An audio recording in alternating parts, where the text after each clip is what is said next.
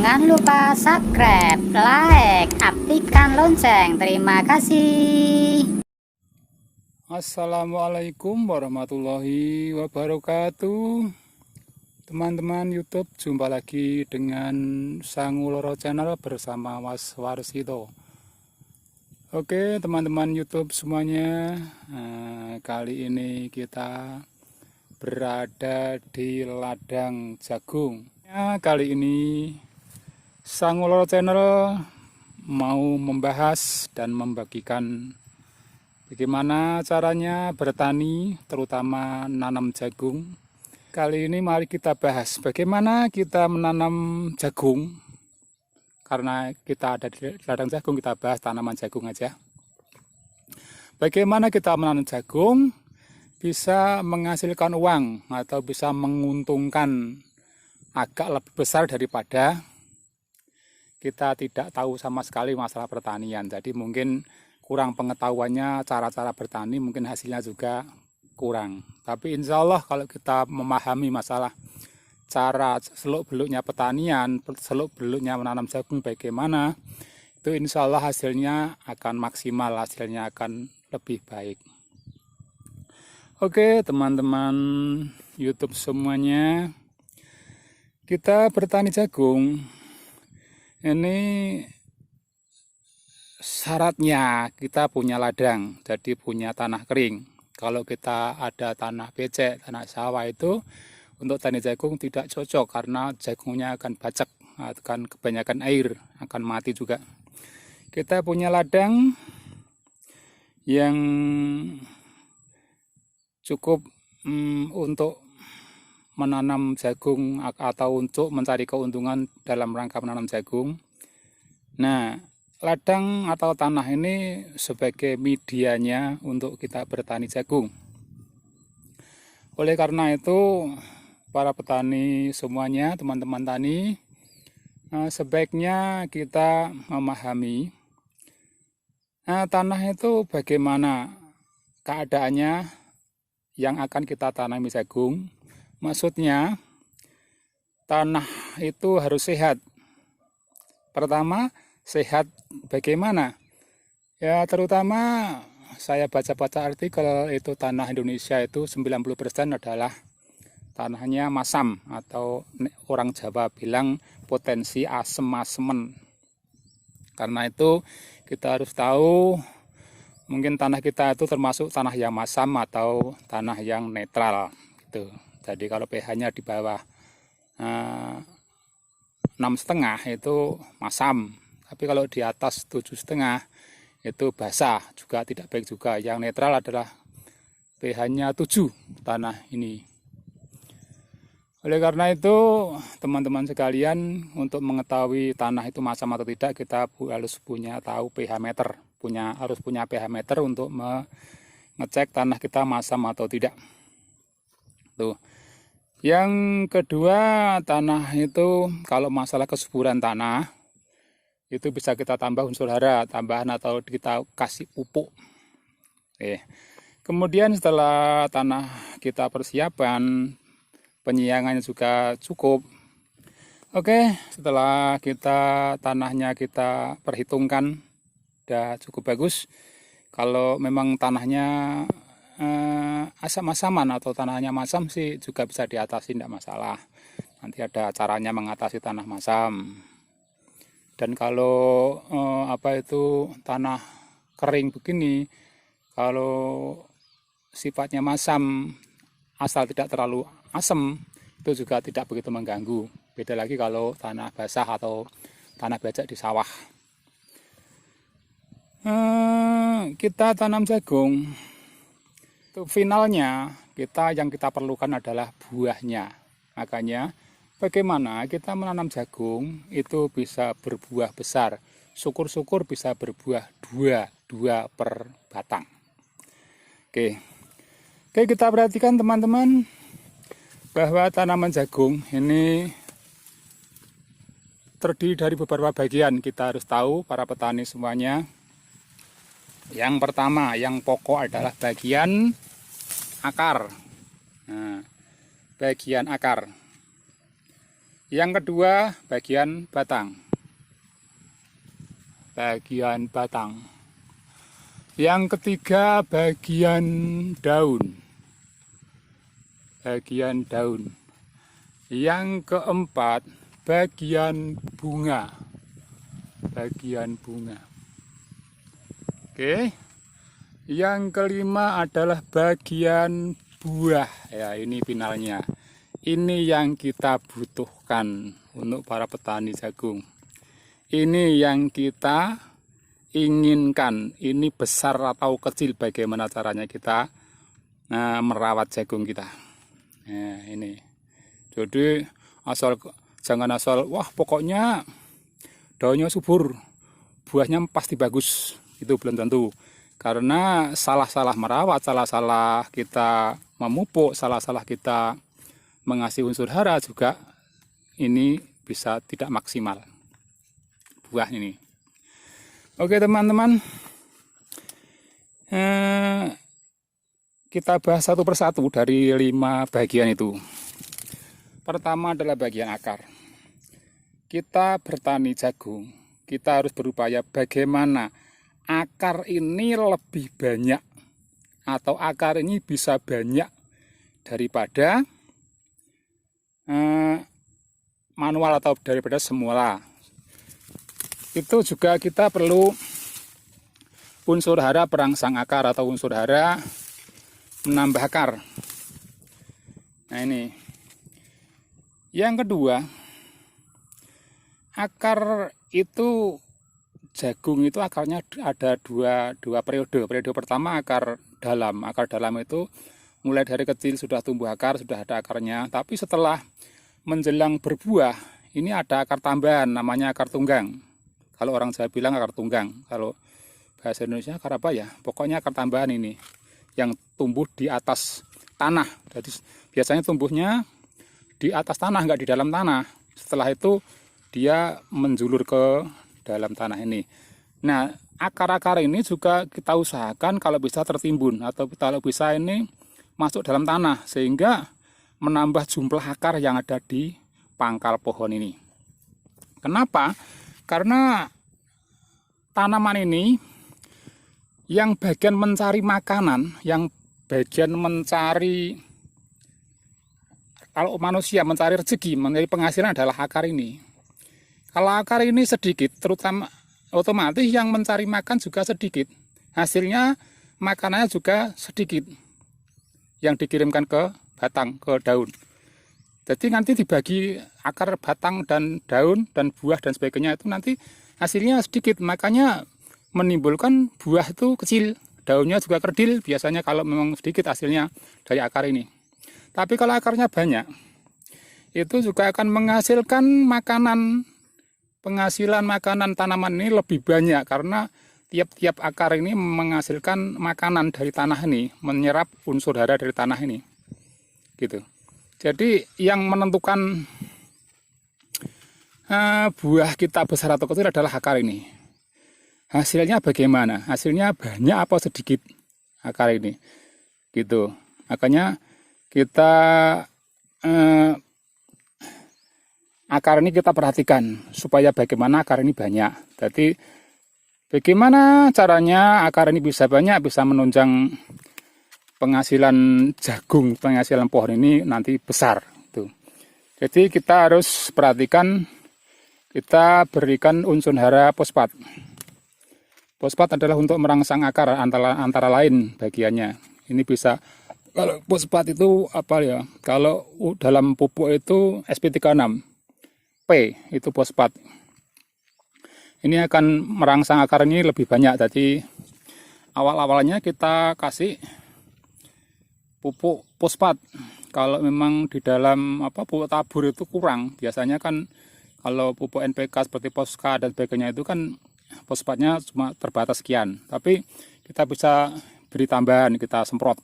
Kita kasih semprot ada fosfatnya, pupuk daun itu yang fosfatnya tinggi. 62% dan ureanya 12% itu ada. Kita semprot supaya akar ini nanti banyak, hasilnya juga banyak. Kalau hasilnya banyak otomatis dibagi pada batang, pada pohon. Ini juga akan banyak bagiannya dan akan menghasilkan pohon dan batang besar. Pohon besar, daun lebar-lebar.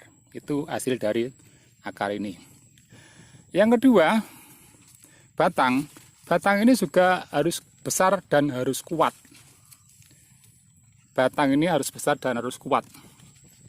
Karena kalau batang ini tidak kuat, loyo, mungkin rapuh. Ada angin agak besar, jatuh, patah, ada apa-apa yang sekiranya menimpa ini akan patah, akan roboh. Makanya kita harus kasih unsur hara, kasih pupuk yang menguatkan batang ini. Antara lain adalah pupuknya kalium. Kalium itu kalau di dalam pupuk tabur itu adalah KCl. Ya, tapi sekarang susah carinya, tidak ada mungkin.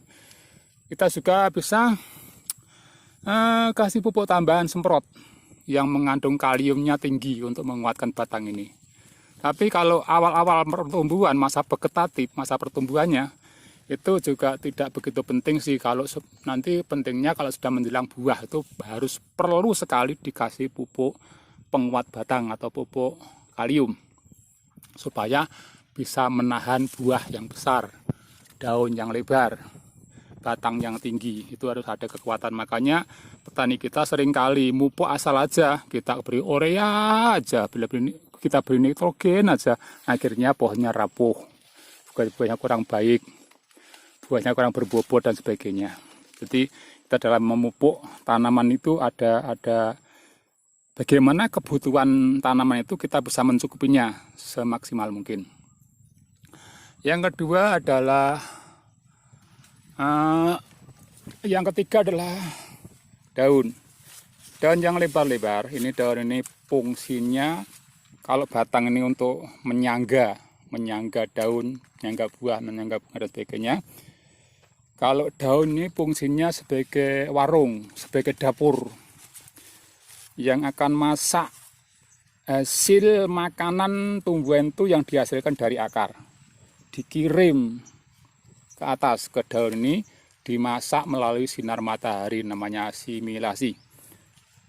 Ini dimasak setelah, jadi tidak asal unsur hara itu unsur hara itu ada langsung dimakan, tidak, dimasak dulu lewat daun ini. Setelah dimasak ini baru dibagi ke batang, ke daun, ke akar, ke buah dan sebagainya. Ini fungsinya daun, makanya kita upayakan daun ini lebar-lebar atau daunnya rimbun dan banyak. Nanti yang masak juga banyak, berarti dapur kita banyak menghasilkan makanan juga yang sudah masak banyak atau mudah memasaknya. Yang ketiga adalah, yang keempat adalah bunga. Bunga ini kalau jagung ini yang di atas adalah bunga jantan. Bunga jantan yang menghasilkan serbuk atau serbuk sari kalau orang Jawa bilang. Ini yang serbuk ini akan membuahi bunga betina yang ada di tongkol ini. Yang ada di tongkol jagung ini melalui rambut ini. Rambut ini kalau masih muda itu kan ini basah, ini masih hidup. Basah ini untuk menangkap sari-sari yang jatuh, serbuk-serbuk bunga yang jatuh, bunga jantan jatuh, setelah nempel di sini dikirim ke dalam ke tiap-tiap biji yang ada di dalam ini. Jadi kalau nggak percaya, sampean nanam jagung beberapa batang, setelah berbunga itu bunganya sampean buang, sampean potong-potong sampean buang, biarkan aja ini. Tongkol muda ini biarkan di sini, tapi ini tongkol muda ini tidak akan ada isinya karena tidak dibuahi dengan serbuk sari atau bunga jantan. Begitu. Oke, makanya bunga juga penting dalam kita menanam jagung atau menanam tanaman apa saja. Yang kelima adalah buah. Nah, ini finalnya. Oke teman-teman, buah ini bagaimana caranya kita menghasilkan buah yang besar dalam kita menanam jagung. Syukur-syukur ini di bawahnya ini sebetulnya ini kalau ada unsur hara yang plus, yang lebih, ini jadi juga tongkol besar, tapi karena nutrisi kurang, makanannya kurang ya, sehingga ini tidak diangkat dengan batang ini, angkat satu aja. Tapi kalau memang cukup, ini diangkat jadi 2 batang tongkolnya ini. Tuh. Teman-teman, untuk membesarkan tongkol ini dimaksimalkan adalah cara kita memupuk tanaman, cara kita memberi unsur hara. Kalau masa vegetatif, masa pertumbuhan batang atau pohon jagung ini masih muda, umur di bawah 45 hari, ini jagung ini belum memproses tongkol ini. Jadi dia masih memproses batang, daun. Nah, setelah umur 45 hari, dia mulai memproses tongkol ini, diproses sama tumbuhan jagung ini. Makanya di dalam umur 45 jagung ini sudah termasuk masa generatif, masa bunga dan buah. Jadi setelah umur 45 hari masanya membuat buah dan membuat bunga tanaman itu. Makanya oleh karena itu petani kita kadang-kadang salah dalam memupuknya. Umur 20 hari sudah terakhir dipupuk, sehingga umur 20 hari itu masih masa vegetatif, masih masa pertumbuhan, dia belum proses bunga dan buah. Setelah dia memproses bunga dan buah, sudah unsur haranya habis, sehingga buahnya ini tidak ada bahan untuk bikin buah ini secara maksimal. Jadi dia ya buahnya asal ada aja. Nah, menurut keterangan yang kita baca, setelah dia berbuah, ini unsur hara dari bawah, dari tanah tidak ada. Nah, yang untuk buah ini mengambil dari cadangan, dari tabungan, dari simpanan yang ada di pohon ini, ada di daun, ada di batang. Ini ada simpanan makanan yang plus nanti disedot oleh buah ini sebanyak 70%. Nah, jadi ini cuma 70% saja buahnya. Kalau memang masa 45 hari tidak ada pupuk, dia masa membuat bunga dan membuat buah, tidak ada pupuk di bawah, tidak ada unsur hara di bawah, dia mengambil dari batang yang ada, simpanan yang ada ini 70%. Jadi kita rugi 30%. Nah, sebaiknya kalau memang teman-teman menginginkan buah ini besar, ya buah apa saja sih, umur 40 hari kurang lebih, pokoknya 45 hari ke bawah itu sampai pupuk terakhir. Kalau memang 2 kali ya sampai usahakan itu pupuk yang terakhir masa usia itu. Kalau emang baiknya 3 kali sih, umur sekitar 15, umur 25, 20 sampai 25 dipupuk kedua, ya umur 40 sampai 45 dipupuk ketiga yang baik, walaupun sedikit-sedikit, karena nanti masa dia mau berbunga, mau berbuah ini kebutuhan makannya lebih banyak daripada masa pertumbuhan kemarin. Kemarin masa pertumbuhannya itu cuma misalnya membutuhkan 1 piring, setelah dia mau membuat buah, mau membuat bunga, ini kebutuhannya pohon ini 3 piring. Jadi 3 kali lipat kebutuhannya makanan untuk dia masa generatif awal dan sampai selesai mengisi buah ini. Maka oleh itu petani kita yang kurang paham, asal aja mupuk, pas dia butuh banyak makanan, butuhnya makanan, sudah tidak dipupuk, tidak diberi pupuk, makanya buah. Bisa juga pohonnya lebat, awalnya pohonnya besar, pohonnya tinggi, daunnya lebar, setelah berbuah dia buahnya kecil. Karena tidak ada unsur hara untuk membuat buah ini. Nih. Makanya dalam pemupukan diusahakan 3 kali, terakhir rumput 45 ke bawah atau 40, sekitar 40-an lah. Jadi dia mau bikin bibit ini di dalam sini sudah ada calon tongkol ini kecil, ini sudah ada pupuk, ada unsur hara yang melimpah di bawah itu, sehingga ini nanti akan jadi besar. Setelah itu dalam masa pengisian, umur 70-an ya, umur 60 hari kurang lebih itu, setelah dibuahi oleh bunga ini, ini rambut jagung ini bunga jantan itu dibawa ke dalam sehingga dia proses pengisian.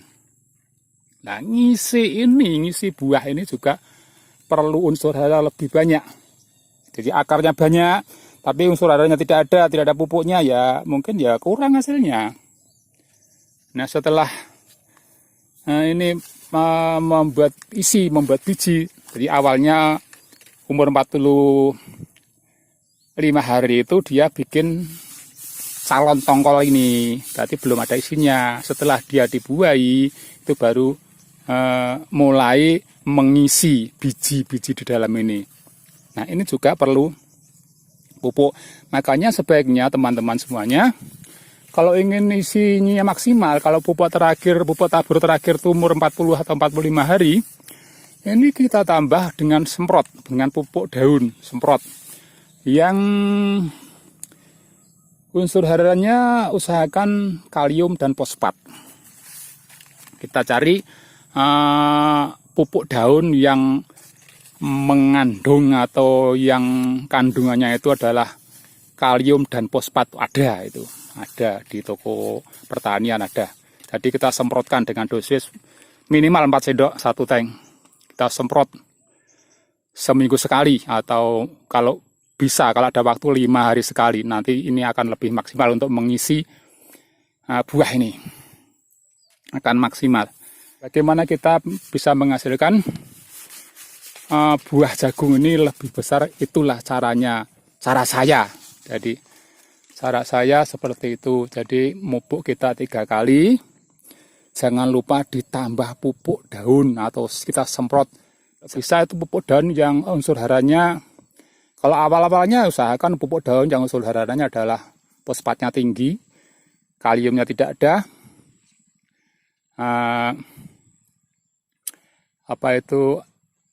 nitrogennya kecil.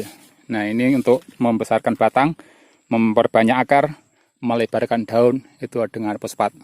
Kalau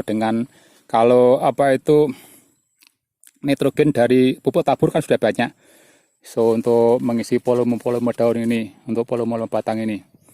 Tapi kita perkuat dengan fosfatnya yang lebih tinggi, lebih banyak unsur hara fosfatnya. Ada itu, saya juga sering pakai pupuk daun yang unsur haranya fosfatnya 62%, sehingga nitrogennya 12%. Kita semprotkan. Nah, kita juga kadang-kadang kita kasih CPT, zat pengatur tumbuh, untuk melancarkan, mempercepat pertumbuhan jagung-jagung kita ini.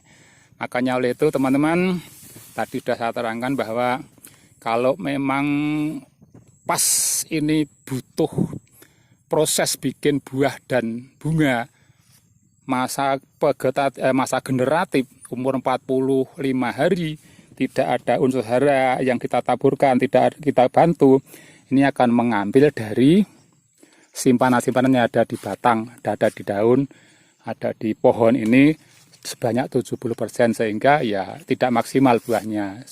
Makanya kalau kita menanam apapun, pupuknya kurang, tempatnya gersang, tanahnya juga tanah yang kurang subur, pupuknya kurang lagi, ini setelah berbuah ini daunnya kuning, cepat tua, cepat kering, karena ini disedot oleh buah ini.